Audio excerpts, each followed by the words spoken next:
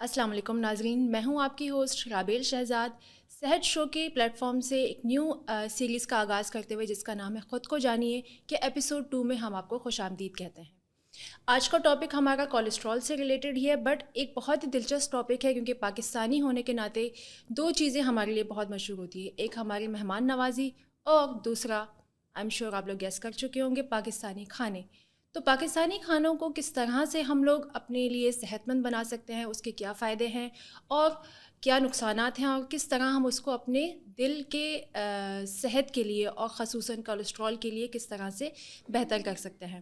تو ہمارے ساتھ آج موجود ہے ایک ماہر امراض قلب، بہت ہی ڈسٹنگوش کارڈیولوجسٹ جن کا 10 سال کا ایکسپیرینس ہے ان دا فیلڈ آف کارڈیولوجی، جن کے تعلیمی ڈگریز کے بارے میں بتاتے چلوں، انہوں نے MBBS کیا ہے، اس کے بعد انہوں نے FCPS in cardiology and medicine کیا ہے، اس کے بعد انہوں نے فیلوشپ ان انٹرونشنل کارڈیولوجی کیا ہے، اور کرنٹلی وہ طبع ہارٹ انسٹیٹیوٹ کراچی میں ایز این انٹرونشنل کارڈیولوجسٹ سرو کر رہے ہیں۔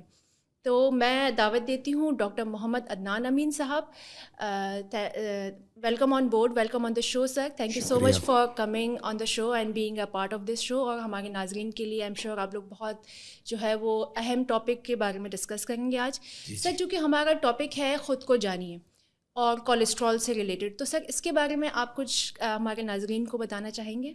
اچھا دیکھیں، میرا کانسیپٹ یہ ہے کہ ہم علاج کرتے ہیں مریضوں کا جب ان کو ہارٹ اٹیک ہو چکا ہوتا ہے آبویسلی، بالکل اور پریونشن جو ہے یعنی بچاؤ جو ہے ڈیزیز سے وہ زیادہ اہم ہے بجائے اس کے کہ جب آپ کا کافی آگے نکل چکا ہو معاملہ تب آپ آئیں۔ تو یہ ایسے ہی ہے جیسے ہڈی ٹوٹ جائے، آپ پلاسٹر لگوا لیں۔ اب ہڈی ٹوٹی کیوں تھی؟ کیونکہ آپ کی ہڈی کمزور ہو گئی تھی، اور وہ پروسیس جو ہوتا ہے وہ عمل بہت سالوں کا ہوتا ہے۔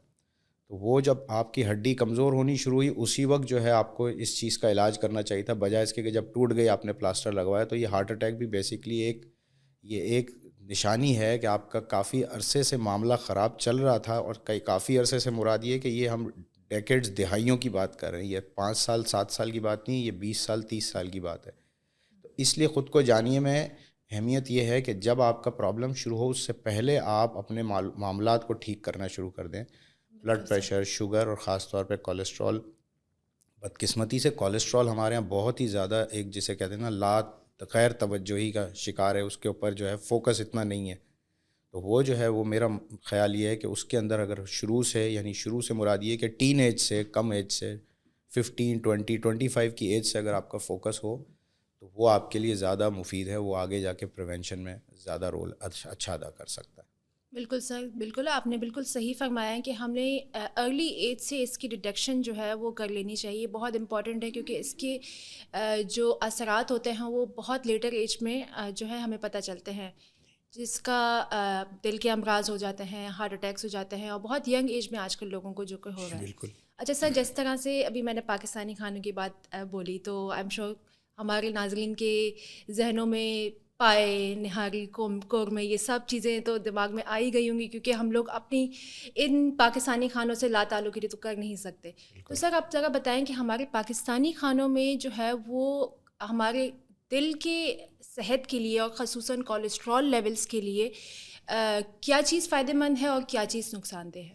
اچھا دیکھیں، پاکستانی کھانے میرا خیال ہے سبھی کو پسند ہے اور ڈاکٹروں کو بھی پسند ہے۔ بالکل 2 پرابلمز ہیں، ایک تو آئل زیادہ رچ ہے، تو وہ اس کی وجہ سے آئل کی مقدار ہماری سارے پاکستانی صرف نہیں ہے، سارا سب کانٹیننٹ میں یہی مسئلہ ہے۔ دوسری چیز یہ ہے کہ جو پروسیسڈ فوڈ ہوتا ہے، سٹارچ والا ہوتا ہے، وہ اس کے اندر زیادہ ہے، جیسے ہمارا روٹی ہے، نان ہے، پراٹھے ہیں، اور آئل والی چیزیں جو ہمارے شوربے بنتے ہیں جس قسم کے، اور چاول میں جیسے ہم پلاؤ، بریانی، یہ سب چیزیں ہیں۔ تو یہ جو ہے یہ نام لے کے بھی آدمی کو جو ہے نا بھوک لگنی شروع ہو جاتی ہے اس کی وجہ سے۔ اچھا اینی ویز، تو ان چیزوں کی وجہ سے آپ کا کولیسٹرول لیول زیادہ ہوتا ہے۔ اچھا صرف کولیسٹرول لیول زیادہ نہیں ہوتا ہے بلکہ موٹاپا، وزن بھی زیادہ ہو رہا ہوتا ہے۔ اور یہ یاد رکھیں کہ وزن جو ہے وہ ایک الگ مسئلہ ہے، کولیسٹرول ایک الگ مسئلہ ہے۔ بالکل آپ کو دونوں چیزوں کو مینیج کرنا ہے، تو آپ کو کیلوریز کا بھی انٹیک کم کرنا چاہیے، یعنی جو آپ سٹارچ، کاربوہائیڈریٹس وغیرہ لے رہے ہیں وہ بھی، اور کولیسٹرول کے لیے آپ کو آئلی چیزیں بھی کم کرنا چاہیے۔ مطلب میں یہ نہیں کہتا کہ آپ بالکل ایبسولوٹلی کبھی کچھ کھائیں ہی نہ، لیکن آپ نے دیکھا ہے کہ عام گھروں میں ہفتے میں 2 سے 3 دن ہمارے فرائیڈ فوڈ اور یہ چیزیں بن رہی ہوتی ہیں یا آئل رچ فوڈ بن رہے ہوتے ہیں، اس کی کچھ فریکوینسی کو میرا خیال ہے کہ کم کیا جا سکتا ہے، تھوڑی ہیلدی ڈائٹ کی طرف جایا جا سکتا ہے۔ بالکل صحیح سر، چونکہ ہمارے جو میجورٹی آف دا پاپولیشن جو ہے وہ ناشتے میں، لنچ میں اور ڈنر میں، مطلب ہمارا ایسا کچھ نہیں ہوتا کہ ہم لوگ لنچ میں یہ کھائیں گے، بریک فاسٹ میں یہ کھائیں گے اور ڈنر جو ہے وہ تھوڑا سا ہلکا کریں گے۔ تو اس کے حوالے سے آپ ہمارے ناظرین کو کچھ بتانا چاہیں کہ بریک فاسٹ میں ہم لوگ کو کس طرح کے فوڈس کھانے چاہیے، لنچ میں کس مقدار میں اور کتنی کیا ڈائٹ لینی چاہیے، اور ڈنر میں کیا ہونا چاہیے؟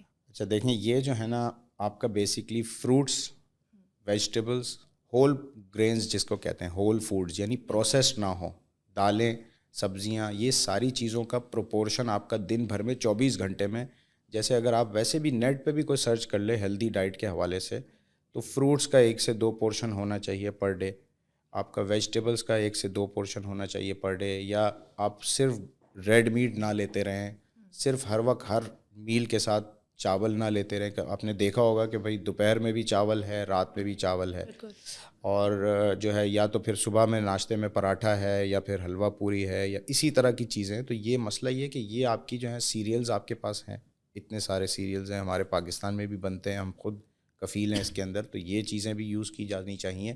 مطلب یہ کہ بیسکلی پروسیسڈ فوڈ جو ہوتا ہے، جو کہ فیکٹری کے تھرو گزرا ہوتا ہے، یوں سمجھ لیں آسان الفاظ میں، اس کا استعمال کم سے کم ہونا چاہیے۔ جیسے گندم ہے، وہ فیکٹری کے تھرو گزری ہوئی ہے، آپ نے جو ہے وہ آٹے کو بنایا ہے گندم سے، تو وہ فیکٹری کے تھرو گزر کے آئی ہے، تو یہ پروسیس فوڈ کے اس زمرے میں آتا ہے، تو اس کی مقدار کم کرنی چاہیے۔ یا آپ جو ہے نا وہ اس کے ساتھ جو کا آٹا مکس کر لیں، تو آپ کی جو ہے وہ تھوڑی سی پروسیس فوڈ کی فریکوینسی یا انٹینسٹی کم ہو جاتی ہے۔ بالکل صحیح۔ اچھا سر، جس طرح سے آپ نے پروسیسڈ فوڈ کا ذکر کیا یہاں پہ، تو پروسیسڈ شوگر جو ہے وہ کسی بھی، میں نے ابھی ریسنٹلی کوئی ایک ویڈیو سنی تھی جس میں کہا گیا تھا کہ وہ 21ویں صدی کا پوائزن ہے پروسیسڈ شوگر، تو اس کے حوالے سے آپ ہمارے ناظرین کو کچھ بتائیں گے؟ جی، 21ویں صدی کے 2 پوائزن ہیں، ایک تو تین پوائزن تھے ایکچولی، ہیروئن کو ایک پوائزن کہا جاتا تھا، لیکن ایکچولی تو اس کے علاوہ 2 پوائزن ہیں۔ وہ صحیح بات ہے کہ شوگر بھی ایک پوائزن ہے اور نمک بھی ایک پوائزن ہے، تینوں چیزیں سفید رنگ کی ہوتی ہیں۔ 2 چیزوں میں تو ہمیں احتیاط ہی نہیں ہوتا، ہیروئن کو ہم سب خراب سمجھتے ہیں۔ اچھا، یہ جو ہے نا یہ پروسیسڈ ہوتی ہے، ریفائنڈ ہوتی ہے، اس میں جو ہے براؤن شوگر آتی ہے، گڑ آتا ہے، یہ چیزیں جو ہیں یہ اتنی پروسیسڈ نہیں ہوتی، تو اس کا ویسے بھی مقدار کم ہی رکھنی چاہیے آپ کو۔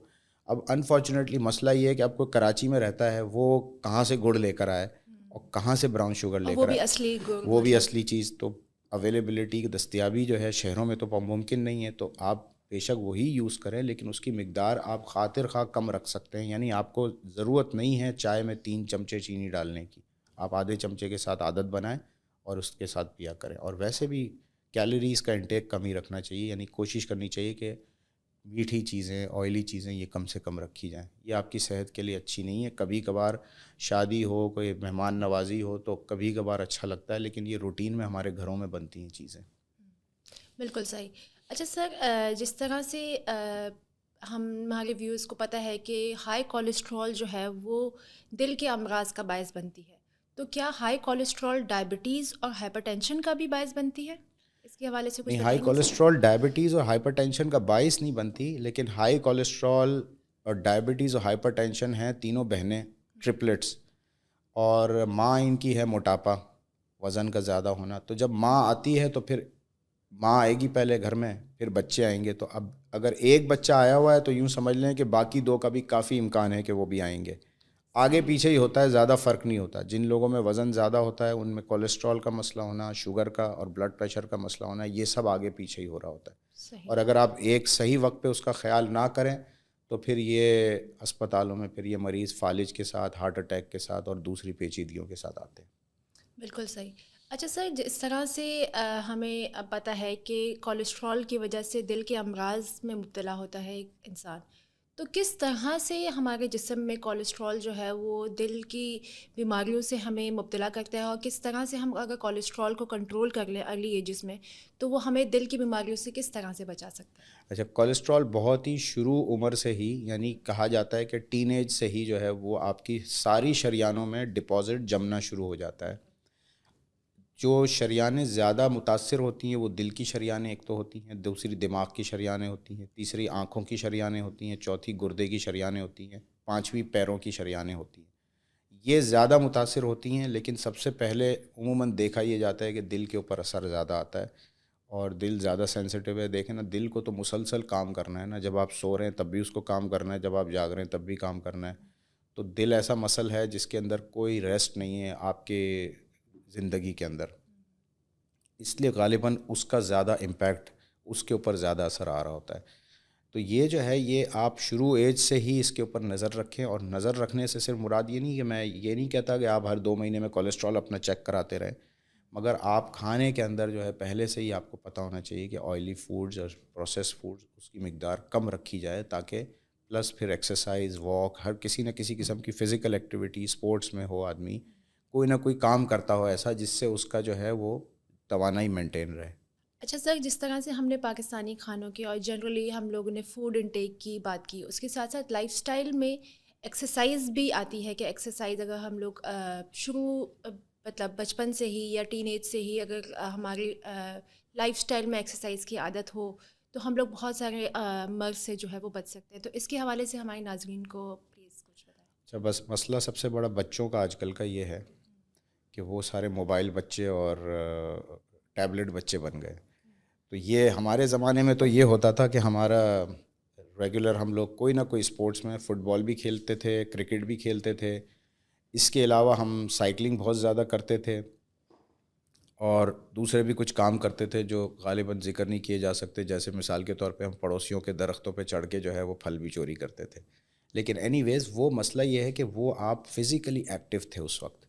آج کل فزیکل ایکٹیویٹی بہت کم ہو گئی ہے. میرا یہ مشورہ ہوتا ہے کہ بھائی آپ کچھ بھی کریں، وقت نکالیں، 30 منٹس پر ڈے واک کرنے کی کوشش کریں، یا پھر آپ کوئی جم جوائن کر لیں. اور جم جوائن کرنا زیادہ اچھا ہے کیونکہ وہاں آدمی جب پیسے دیتا ہے تو پھر وہ جاتا ہے ایکسرسائز کرنے. اور تیسری چیز یہ کہ کوئی نہ کوئی اسپورٹس ایکٹیویٹی میں انوالو کریں اپنے آپ کو. ونس اے ویک ہی کریں. سائیکلنگ ہے، سوئمنگ ہے، ٹینس ہے، کسی بھی قسم کی ایکٹیویٹی میں اگر آپ کر سکتے ہیں، یہ آپ ینگ ایج میں کر سکتے ہیں. یہ ٹین ایج سے آپ شروع کر سکتے ہیں. اس سے آپ کی لائف سٹائل میں بہت فرق آئے گا. آپ کے فیوچر ہارٹ اٹیک کا risk, cholesterol, diabetes, hyper tension, obesity, موٹاپا، یہ سب چیزوں کا رسک کافی حد تک کم ہو جاتا ہے. تو میرا یہ خیال ہے کہ یہ چیزوں بچوں کو انکریج، ماں باپ اس وقت جو ہے بچوں کو انکریج کریں کہ فزیکل ایکٹیویٹی میں ضرور انوالو ہوا کریں. Thank you very much doctor صاحب. آج آپ نے ہمیں اپنے بزی اسکیجول میں سے ہمیں اپنا ٹائم دیا اور ہمارے پوڈ کاسٹ میں حصہ بنے اور ہمارے ویورز کو بہت ہی اہم انفارمیشن پرووائڈ کی. اچھا، آپ سے پھر ملاقات ہوگی. خود کو جانیے کہ نیکسٹ ایپیسوڈ میں. تب تک کے لیے اللہ حافظ.